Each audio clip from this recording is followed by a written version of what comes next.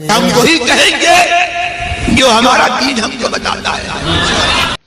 دیکھیے ہم نے تو اس پر انٹرنیٹ پہ موجود ہے کہ ہم نے طاہر القادری کے بارے میں اپنا نظریہ پیش کر دیا کہ بلا وجہ کسی پہ الزام نہیں لگاتے. طاہر القادری صاحب جو اسلام پیش کر رہے ہیں اللہ ہی بہتر جانے وہ کون سا اسلام لا رہے ہیں. ابھی لندن ڈکلیریشن لندن میں انہوں نے کانفرنس کی, اس کانفرنس میں انہوں نے ہندو بھی بلائے, سکھ بھی بلائے, اور کیا نام بدھسٹ بھی بلائے, زرتش جو آتش پرست ہیں انہیں بھی بلایا, اور ہندوؤں کے سادھوؤں کو بھی بلایا, مسلمان بھی بلائے, اور مسلمانوں میں جتنے طبقے وہابی اہل حدیث وغیرہ وغیرہ ان سب کو بلایا. اور سب کو بلانے کے بعد خود تو اس میں تقریر کی اور ان سب سے بھی کہا بھائی تم بھی اپنی زبان میں اپنے بھگوان کو یاد کرو. یہ جلسے میں 5 منٹ ان کو دیے گئے. ہندو نے ہری رام کر کے یاد کیا, کسی نے کالی کالی مہا کالی اندر کی پتری برما کی سالی کا وظیفہ پڑھا, کسی نے چل چل ہنومان پہلوان 12 برس کے نوجوان ماں بھوتنی باپ شیطان, یہ سارے اپنے وظیفے پڑھتے رہے. کم بتان کر یہ کون سا اسلام, کون سا اسلام ہے. پھر اس کے بعد میں یہ ساری ویڈیو موجود, اور وہ انہوں نے جناب باضابطہ کرسمس منایا. اور کرسمس بھی کہاں منایا, اپنے ادارے میں منایا, منہاج القرآن میں. یہ 2006 کے 5 اخباری تراشے موجود ہیں اور اس کی ویڈیو بھی موجود. اور جب انہوں نے وہاں کیک کاٹا تو یہ کہا کہ یہ جو عیسائی عید مناتے ہیں کرسمس, یہ میلاد النبی کے طریقے سے عید ہے, جیسا میلاد النبی مناتے ہیں. ایک یہ کہا, اس میں باضابطہ وہ نغمہ گایا گیا کرسمس کا, اس میں وہ بیٹھے تھے. اور اس کے بعد ان کے پادری, یہ ریکارڈ موجود ہے, ان کے پادری نے دعا کی, ان کے ہاتھ اٹھے ہوئے تھے, سب کے ہاتھ اٹھے تھے مجمع. اور سب سے بڑا ظلم یہ کہ یہ قرآن کی تلاوت سے اس تقریب کا آغاز ہوا.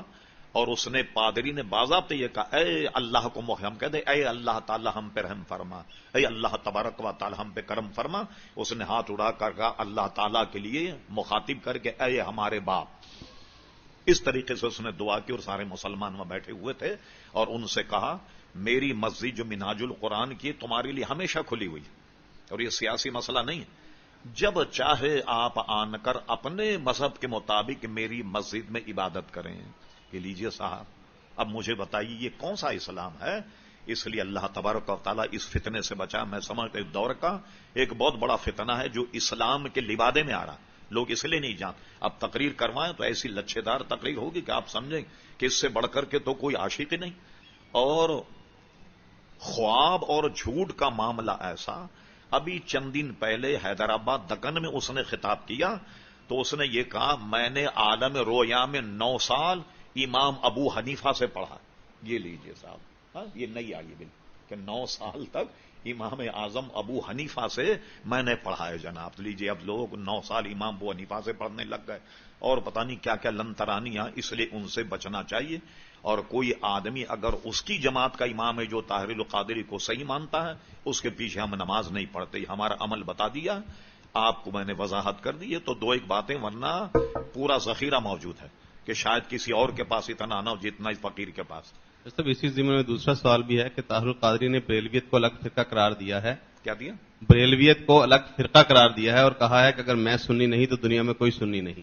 ہاں یہ تو ایسی بات ہے کہ وہ ایک آدمی جو ہے وہ کہیں اس نے چھلانگ لگا دی, جب ڈوبنے لگا تو چلا رہا تھا کہ دنیا ڈوبی دنیا ڈوبی دنیا ڈوبی. کسی نے اس کو نکال کر کے کہا بھائی تو ڈوب رہا تو دنیا کیا کہہ لے, بھائی میں ڈوبا تو دنیا ڈوب گئی. تو اسی طرح کہ میں سننی نہیں تو دنیا میں کوئی بھی سننی نہیں. یہ بات تو کسی کو کہنی بھی نہیں چاہیے. ویسے بھی گویا زیب نہیں دیتی. اور کیا سوال شروع کہاں سے کیا تھا آپ نے؟ یہی تھا کہ طاہر القادری نے بریلویت کو الگ فرقہ قرار دیا. دیکھیے مسئلہ کیا ہے کہ ہندوستان میں انگریزوں سے آنے سے پہلے 2 مکتب فکر تھے مسلمانوں, ایک شیعہ اور ایک سنی. اس کے علاوہ کوئی, اور جتنے تھے وہ قدری اور جبری معتزلی, یہ سب فرقے بالکل ختم ہو گئے. صرف کتابوں میں ان کے عقائد ملتے ہیں, ورنہ اس زمانے میں کوئی بھی نہیں ہے اس فرقے. اس کے بعد جب ایک دوسرا فرقے نے جنم لیا, سب سے پہلے وہ تھا وہابی فرقہ. اسماعیل دہلوی کو انہوں نے باضابطہ پیسے دیے. ایسٹ انڈین کمپنی نے 10 لاکھ ایڈیشن چھپوائے تقویت الایمان کے, اور سارے ہندوستان میں بانٹے تاکہ ہندوستان میں انتشار پیدا ہو. اس کی وجہ کیا ہوئی, اور یہ بات آپ کو میں چھپی بھی بتا رہا ہوں. सन 1857 जिसका जिक्र मैंने किया, जब उन्होंने मुसलमानों को शिकस्त दे दी, मुसलमान भी यारो मददगार थे, शिकस्त खा गए। अकाबिर सफ़े अव्वल के उलमा वो सब के सब फांसी पे चढ़ा दिए गए या जेल चले गए। जज़ायर अंडीमान हब्से दवाम, जिसको आजकल तर्जुमा आप कर लें उम्र कैद, इतनी लंबी लंबी उनको सजाएं दे दी। फ्रंट लाइन के, पहली लाइन के जितने उलमा वो सब के सब खत्म हो गए। अब क्या हुआ, इनकी एक मीटिंग हुई आपस में अंग्रेजों ने क्या किया, बड़े बड़े मैंने अकाबिर को बुला करके मीटिंग की कि अब मुसलमानों को कौन सा फार्मूला इस्तेमाल किया जाए कि जिससे इन मुसलमानों को ज़ेर किया जाए। उन्होंने दो वफूद बनाए, एक तो बनाया वक्त पादरियों का और एक बनाया कुछ दुनियादार सहाफी और माहिरीन का कि वो हिंदुस्तान में घूमकर कोई ऐसा फार्मूला लाएं कि जिससे मुसलमानों को ज़ेर कर दिया जाए।